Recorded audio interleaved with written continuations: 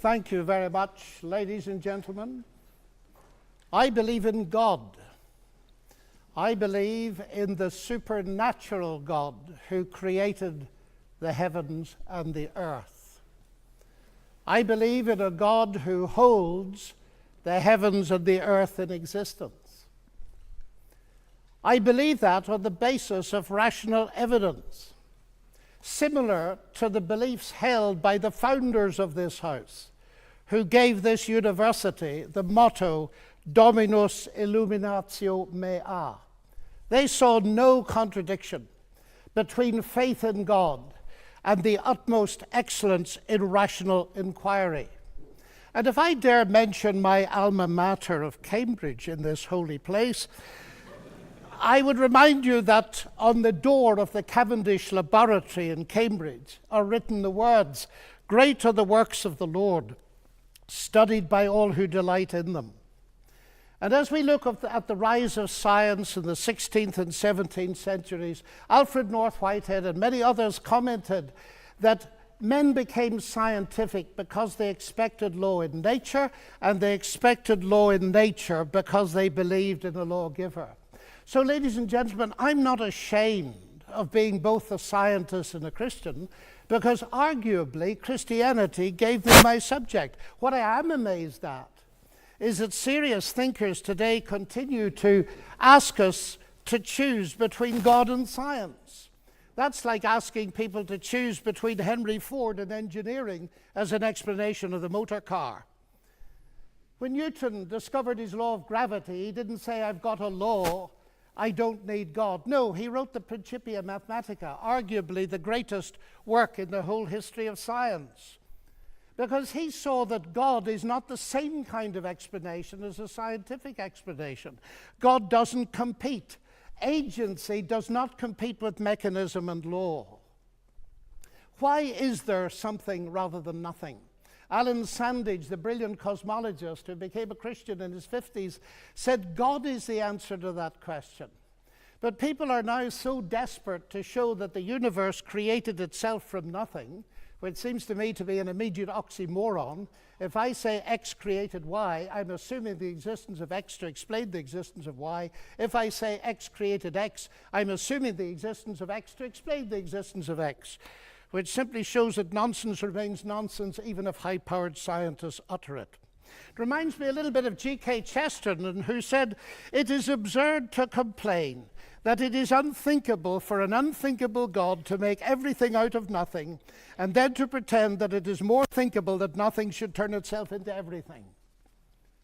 The heavens declare the glory of God, says the ancient psalm. And we've unraveled a bit of that, seeing the fine-tuning of the fundamental forces of nature.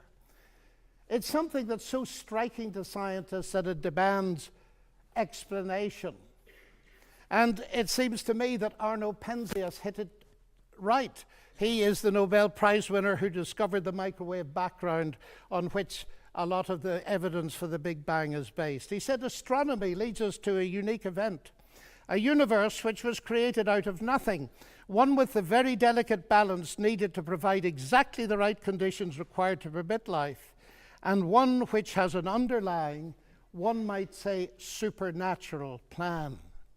But I want to come to what I think is one of the fundamental arguments for theism. I take it this house believes in reason. That's why we're all here. And as a scientist, I believe that the universe is rationally intelligible. That is something that has struck some of the geniuses of science as demanding an explanation. Einstein said the only incomprehensible thing about the universe is that it's comprehensible. And Wigner talked about the unreasonable effectiveness of mathematics. How is it that a mathematician thinking in her head in here can come up with equations that seem to fit the universe out there? Well, how is it indeed? Because the irony of the atheist position here is evident. My atheist friends, and I have many of them, tell me that the driving force of evolution, which eventually produced our human cognitive faculties, reason included, was not primarily concerned with truth at all, but with survival. And we all know, ladies and gentlemen, what has often happened and still happens to truth when individuals or commercial enterprises or nations feel themselves threatened and struggle for survival. A leading philosopher, Alvin Plantinga of Notre Dame, says if atheists are right that we are the product of mindless, unguided natural processes, then they have given us strong reason to doubt the reliability of human cognitive faculties, and therefore inevitably to doubt the validity of any belief that they produce, including their atheism.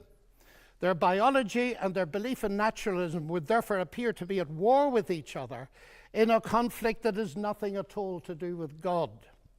Yet my atheist friends still insist that it is rational for them to believe that the evolution of human reason was not directed for the purpose of discovering truth. And yet, it is irrational for me to believe that human reason was designed and created by God to enable us to understand and believe the truth. Curious logic. By contrast with that, biblical theism asserts that ultimate reality is personal and intelligent, and the reason science works, and this was the motivating force that drove the great pioneers of science, is that the universe out there and the human mind in here that does the science are ultimately the product of the same intelligent divine mind. Human beings are made, we are told, in God's image, and that means that science can be done. That makes infinitely more sense to me as a scientist than atheism does.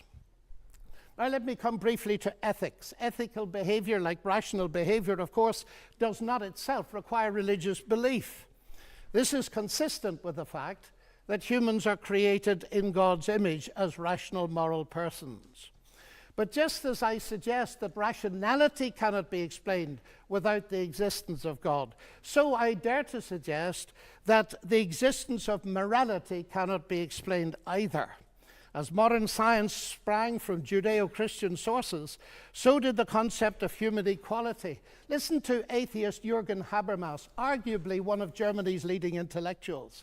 He said that universalistic egalitarianism, from which sprang the ideals of freedom and a collective life and solidarity, the individual morality of conscience, human rights and democracy, is the direct legacy of the Judaic ethic of justice and the Christian ethic of love. This legacy, substantially unchanged, has been the object of continual critical appropriation and reinterpretation.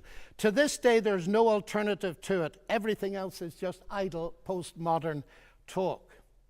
And it seems to me he's hitting the core of something important, because the value of a human being on which such egalitarianism rests is based not on what the human being can do, but what she's made of, or how she's made in God's image. I never forget speaking on one of my many visits to Russia to a colleague in the Academy of Sciences. And he said, "You know, John, we thought we could abolish God and retain a value for human beings. We found we couldn't, and we murdered millions of them." And Alexander Solzhenitsyn has said, "If I'm asked, why is it that 60 million of my fellow countrymen were sacrificed?" He said, the answer is, we have forgotten God. Science, of course, marvelous as it is limited. Even a Nobel Prize winner, by analyzing a cake, cannot tell why it was made. But Aunt Matilda, who made it, can tell you. She can reveal it to you. But if she doesn't reveal it to you, you'll never know.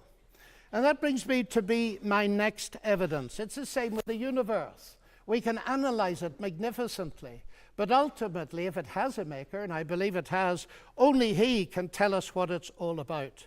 And he's done so in the powerful narrative of the Bible, in particular in its analysis of the problem with humanity, not simply in terms of behavioral breakdown between people, but a vertical breakdown of trust between us and the Creator. The unique solution to that problem is not simply in terms of human ethical development, although that's very important, but in terms of something far deeper altogether. The restoration of the fractured relationship with God through the salvation he has brought through Jesus Christ.